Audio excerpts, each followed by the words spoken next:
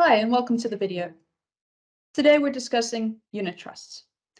Unit trusts is an admin platform that underlies a lot of different types of investments, like retirement funds, tax-free savings accounts, and endowments. So today we want to look at what are they, how do they work? We're just going to do the basics. And remember, this video is information only and is not advice. So let's dive into it. How do unit trusts work? Think of a unit trust as baking a cake. You have a whole lot of different ingredients. Here we have the cocoa, the flour, the sugar, the eggs, all those things. These are like asset classes. So asset classes are your shares, bonds, cash, property, all the things that you can invest in.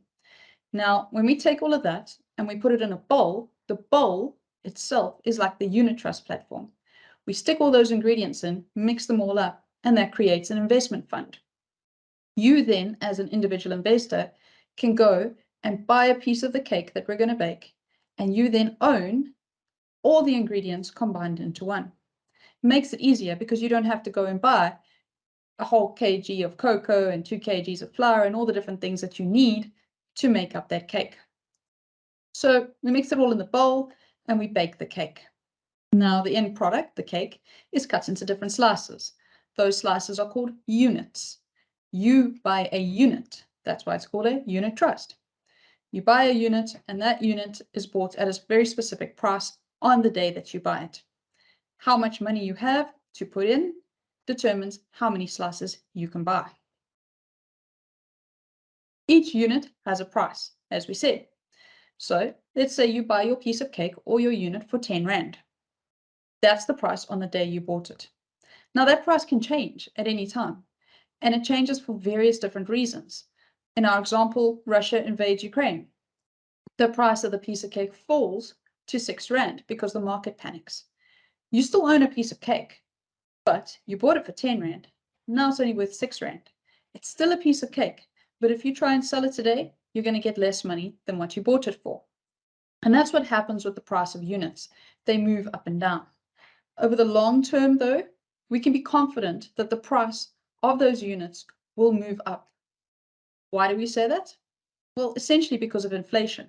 The price of everything over the long term moves up.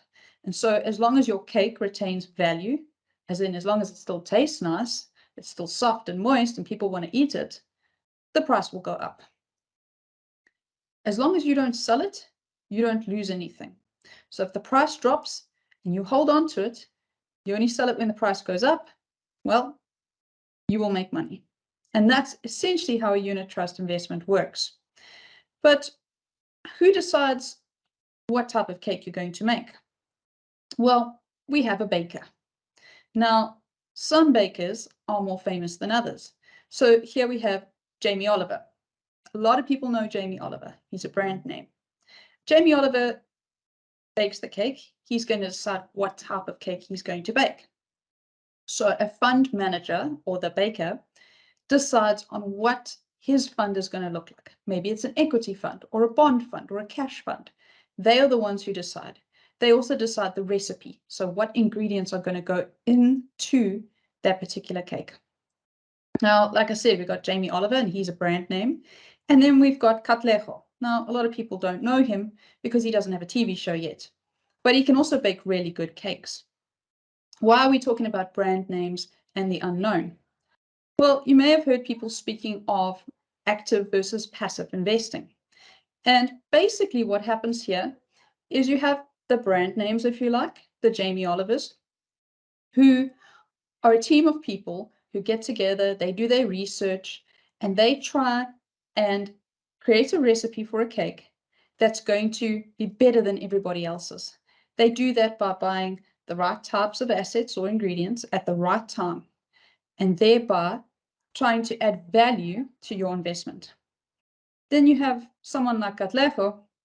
He's not as well known, but he can still bake quite well. This is passive investing. Passive investing basically says, here's the recipe. I'm going to follow the recipe. I'm not going to step outside of the recipe. Whatever I'm told to put in the cake, that's what I put in the cake. I don't go do research. I don't decide if it's a good company or not. I just buy it. Now, both of these are good ways of investing for different reasons.